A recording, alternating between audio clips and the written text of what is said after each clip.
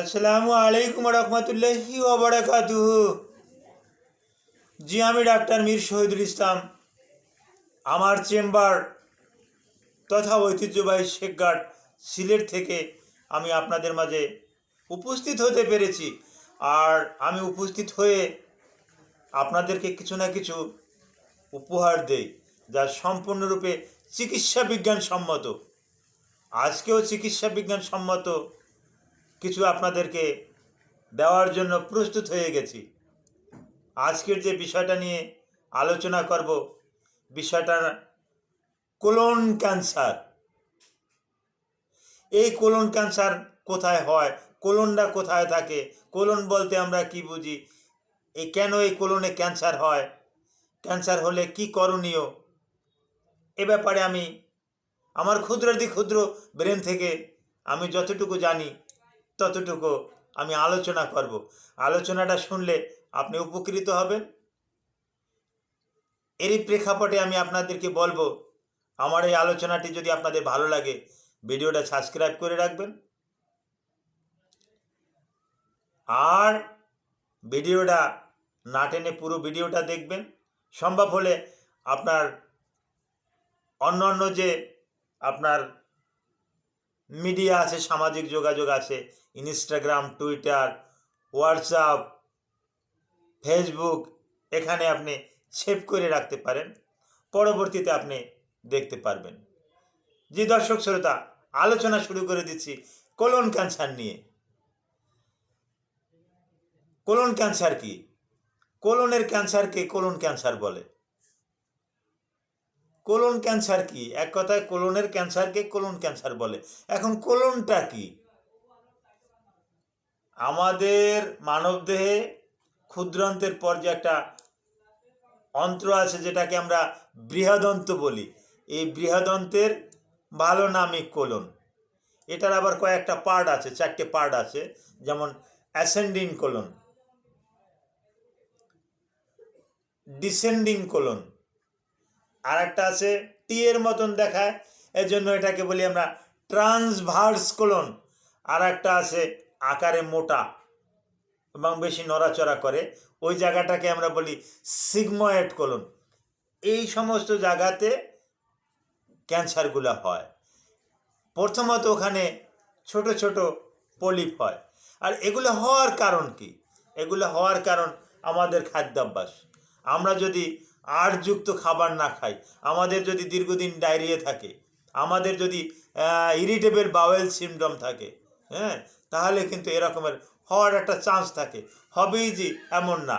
আমরা যদি chain smoker হই, যে কোনো ক্যান্সারেই, যদি এটা কোলন ক্যান্সারে না, সব ধরনের ক্যান্সারে, মানবদেহের যত রকমের ক্যান্সারে আছে, যদি ধূমপায়ী হন তাহলে কিন্তু ক্যান্সারের মাত্রাটা কিন্তু বাড়িয়ে দেয়।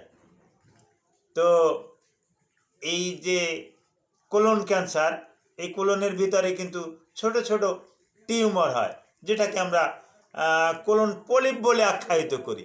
এই কোলন পলিপে আস্তে আস্তে ওটাকে বিনাইন থেকে ওখানে ম্যালিগন্যান্সি হয়ে যায়। ম্যালিগন্যান্সি হয়ে যাওয়ার পর ওটা কোলনে ছড়িয়ে যায়। কোলন থেকে ওখানে কাছাকাছির যে অর্গান আছে ওখানেও চলে যায়, লিভারে চলে যেতে পারে। লিভারে চলে গেলে পুরো লিভারে বেদনা করবে।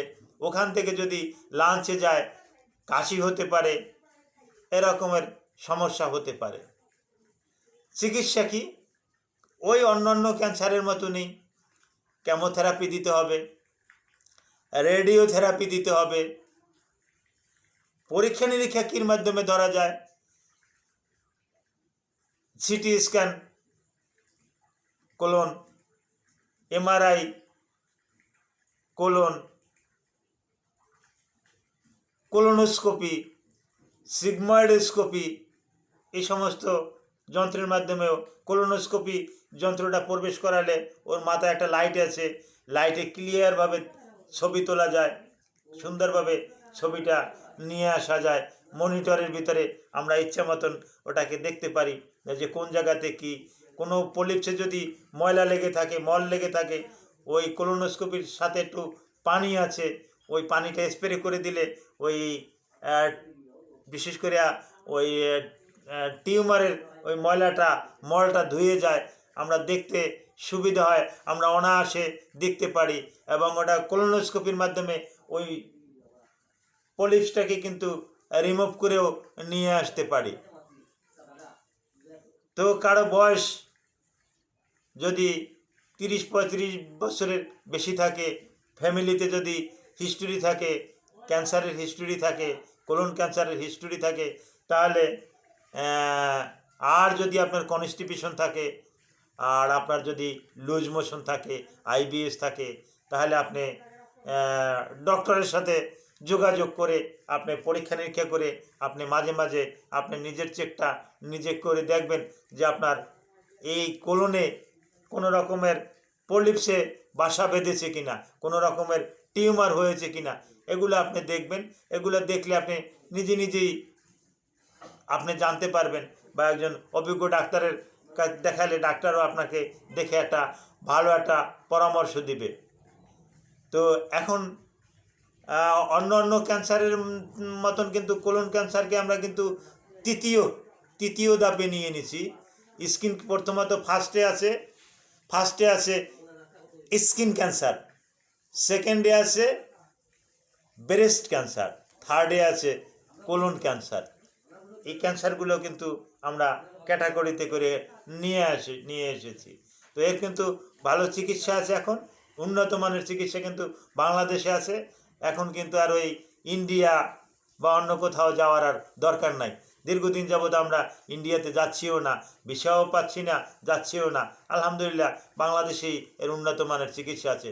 চিকিৎসকরা যদি একটু উন্নত মানের সেবা দেয়, তাহলে বাংলাদেশের চিকিৎসকরাই ভালো, এখান থেকে আর অন্য দেশে যাওয়ার আর দরকার হয় না। Thank you all.